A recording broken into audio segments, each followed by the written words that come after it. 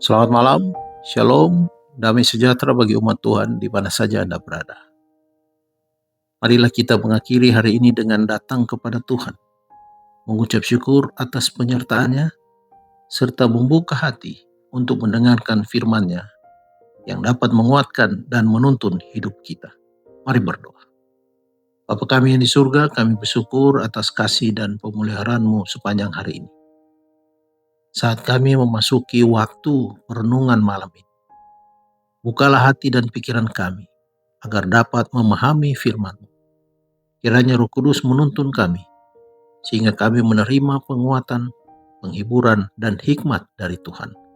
Dalam nama Tuhan Yesus Kristus kami berdoa. Amin. Judul renungan malam ini, Masa Percobaan. Ayat renungan diambil dari kitab Kejadian pasal 2 ayat 17. Firman Tuhan berkata, "Tetapi pohon pengetahuan tentang yang baik dan yang jahat itu, janganlah kau makan buahnya, sebab pada hari engkau memakannya, pastilah engkau mati."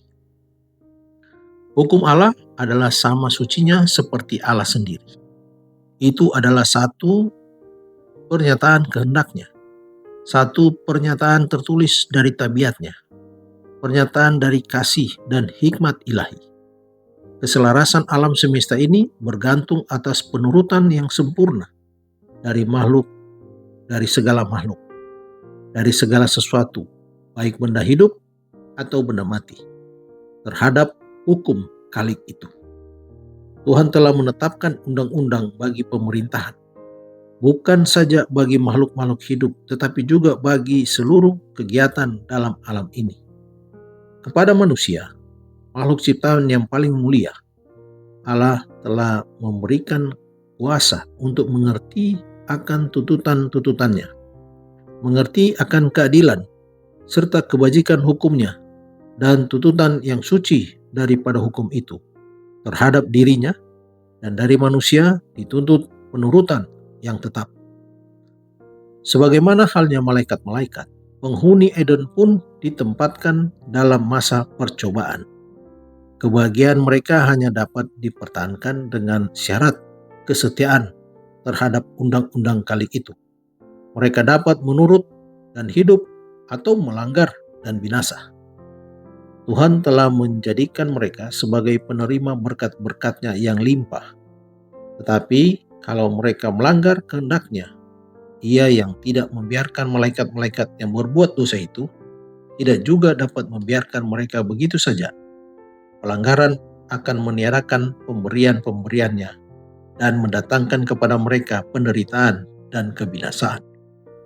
Malaikat-malaikat mengamarkan mereka supaya selalu waspada terhadap tipu daya iblis, karena usahanya untuk menjerat mereka tidak pernah mengenal lelah. Selagi mereka taat kepada Allah, si jahat itu tidak akan dapat membinasakan mereka. Karena bila perlu, setiap makhluk di surga akan disuruh untuk menolong mereka. Jikalau mereka tetap menolak bujukannya yang pertama, mereka akan selamat sama seperti pesuruh-pesuruh surga itu. Tetapi sekali saja mereka menyerah kepada godaan itu, keadaan mereka akan menjadi begitu merosot, sehingga di dalam diri mereka sendiri, mereka tidak mempunyai kuasa atau kesanggupan untuk menentang iblis. Pohon pengetahuan baik dan jahat telah dijadikan sebagai satu ujian penurutan serta kasih mereka kepada Tuhan. Tuhan telah melihat bahwa tepatlah untuk menghadapkan kepada mereka hanya satu larangan saja terhadap penggunaan segala sesuatu yang ada di dalam taman itu. Tetapi jikalau mereka melanggar kehendak-Nya di dalam hal yang tertentu ini, mereka akan mendatangkan ke atas diri mereka kesalahan daripada pelanggaran itu. Iblis tidak dapat terus-menerus mencobai mereka. Ia dapat menggoda mereka hanya melalui pohon yang dilarang itu.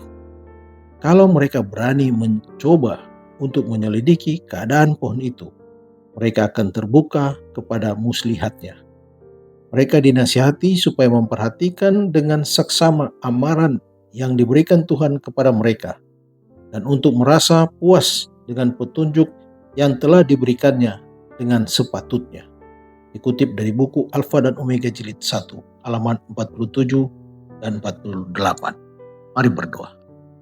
Bapa kami yang di surga, kami mengucap syukur atas firman dan penyertaan-Mu pada malam hari ini.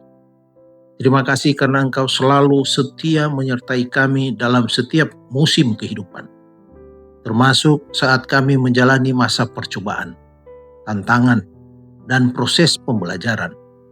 Berikanlah kami hati yang tetap percaya, tekun, dan setia melakukan yang terbaik sesuai kehendak-Mu. Kami menyerahkan keluarga kami ke dalam tangan-Mu. Kiranya kasih, damai sejahtera, dan perlindungan-Mu memenuhi setiap anggota keluarga kami.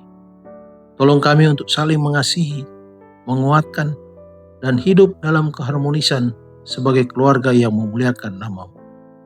Saat kami akan beristirahat malam ini, berikanlah tidur yang nyenyak dan pemulihan bagi tubuh, pikiran, dan jiwa kami. Jauhkan kami dari segala yang jahat, dan biarlah tangan-Mu yang kuat menjaga kami sepanjang malam, hingga kami bangun kembali dengan kekuatan yang baru. Di dalam nama Tuhan Yesus Kristus kami sudah berdoa dan bersyukur. Amin. Selamat beristirahat. Tuhan Yesus memberkati.